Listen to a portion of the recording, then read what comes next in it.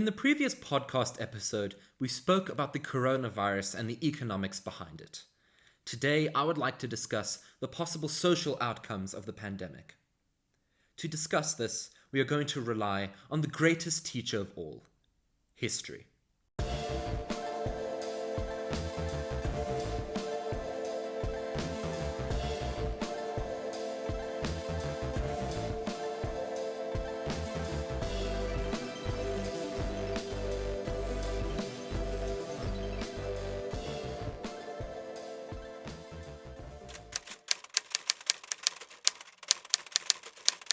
Just over 100 years ago, South Africa was in a similar situation. A global pandemic spread across the world, and South Africa was ill-prepared. South Africa was a very different country 100 years ago, but as they say, history repeats itself. The Spanish flu was the deadliest pandemic in human history. In the violent chaos of the First World War, it could spread unnoticed through the trenches and army barracks. Nobody is certain about where it started, though. Yes, it is called the Spanish flu, but it is almost certainly not from Spain. It began during a time of global warfare. In France, Britain, and Germany, and other countries, the media was strictly censored. And even if they weren't, they had a war to cover. A seemingly innocent flu outbreak wouldn't have been headline-worthy. Not yet. The outbreak was first reported widely in Spain because they were a neutral country without press censorship or a war to cover, hence the name, Spanish flu. Wherever it started, the flu quickly spread around the world. Like the coronavirus, the Spanish flu did not discriminate. It killed poor and rich. It infected pauper and prince. It ravaged its way through small villages and grand cities. From the entire destruction of Arctic communities to the infection of heads of state, the virus was unstoppable. And of course, it spread to South Africa. And as is true with most things in South Africa, it behaved differently here. The world seems to have forgotten about the Spanish flu. But if you were one of the hundreds of millions around the world who contracted the virus, you would never forget it. As you will find devilishly familiar, the Spanish flu was an infection of the respiratory system. After the pandemic was over, the virus was found to be H1N1, which had originally infected birds before it made the jump to humans. And when it did jump to humans, it did something different.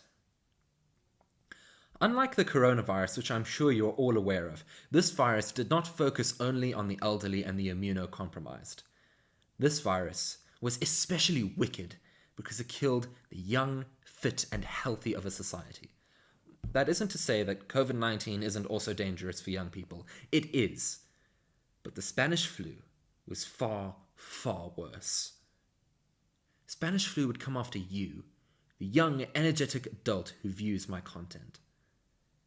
This is illustrated by the W-shaped curve that the Spanish flu created, as shown by the graph you see on the screen now. This data comes from the American CDC, but it illustrates what was happening around the world.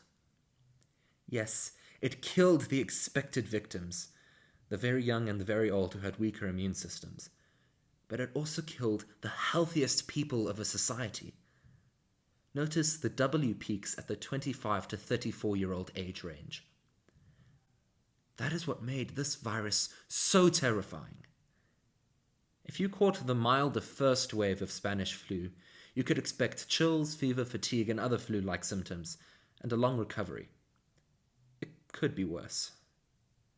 And then it did get worse. The deadly second wave could kill you within a few hours or days of you developing symptoms. Your skin would turn blue, and your lungs would flood themselves with fluid. Your body would drown itself. So yes, it's scary stuff, but I don't want to focus on that today. COVID-19 has already terrified you enough. Our focus is the impact this virus had on South African society. South Africa fell victim to the second horrifically deadly wave of the pandemic.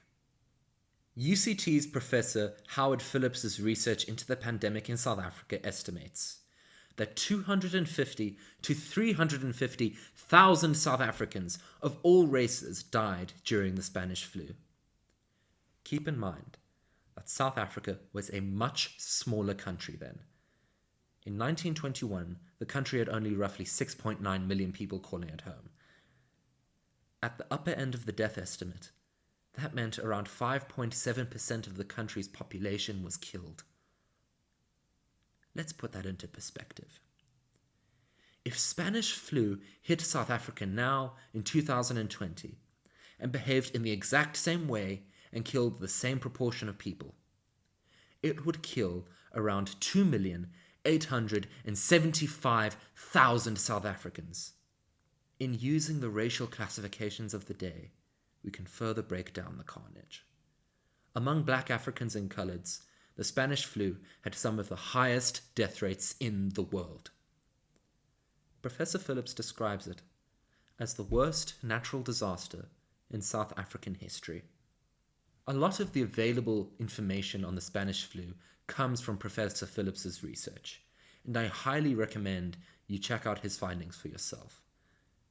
As with everything in South Africa, the deaths from the flu were divided by race. According to Phillips' research, 8.25 of every 1,000 white people in South Africa died from the flu.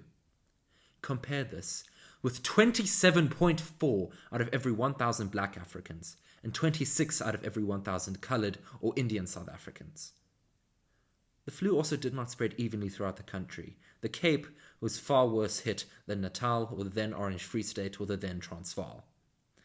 It is clear that the horrific death toll of the disease was divided by race. Not all South Africans suffered equally. I've thrown a lot of numbers at you, and the statistics hide the human tragedy of what happened and numb us to the historical significance.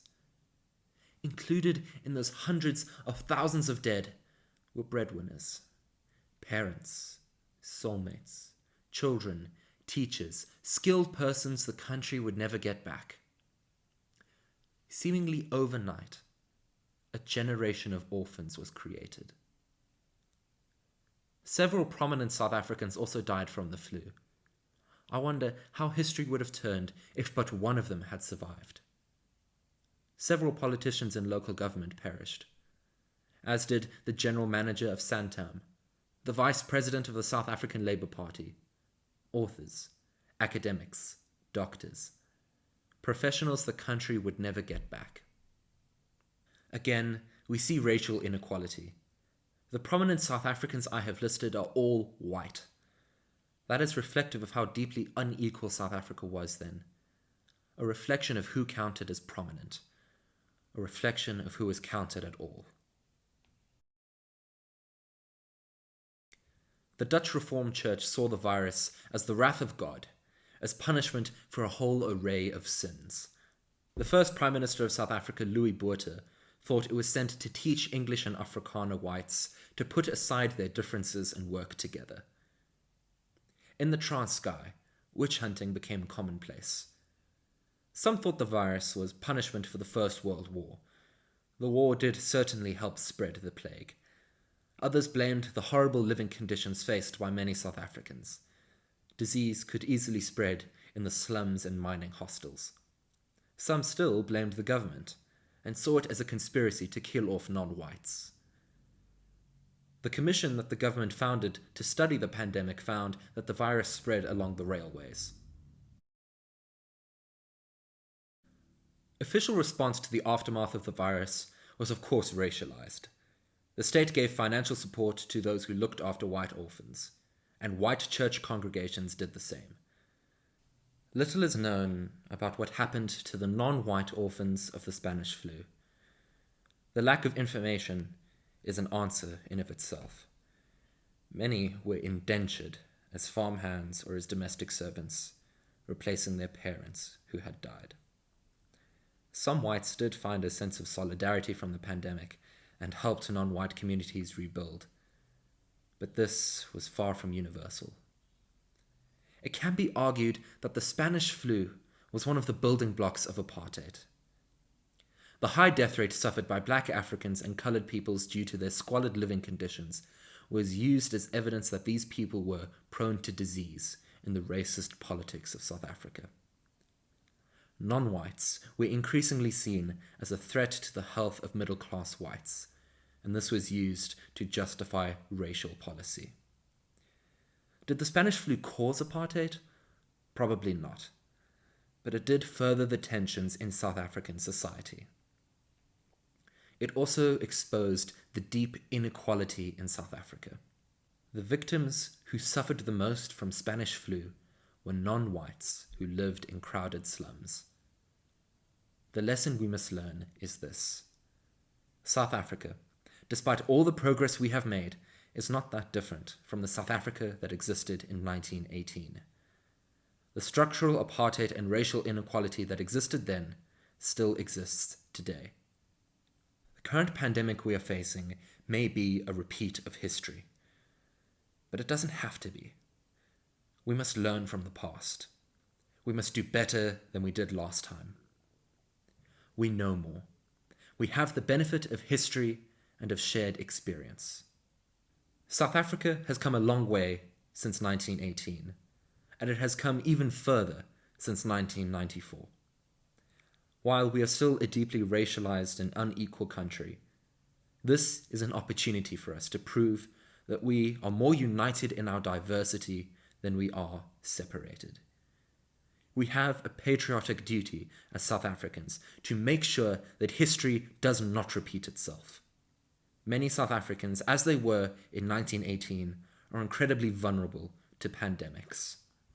We have a large population of people who have compromised immune systems, and an even larger population of people who live in areas that are so densely populated that illness can spread like wildfire. We owe it to them to not repeat history. And we owe it to the world. And we owe it to the story of humanity to show that South Africa can be better.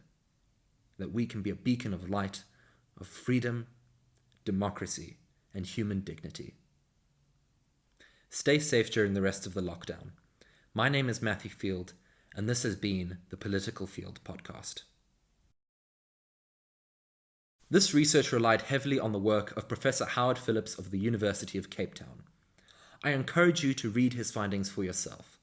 There is so much I could not cover today, and he has dedicated his life to the subject. You can find his works in my bibliography. If you are interested in the flu's global impact, I encourage you to watch the short documentary series on YouTube from a channel called Extra Credits that they did on the subject.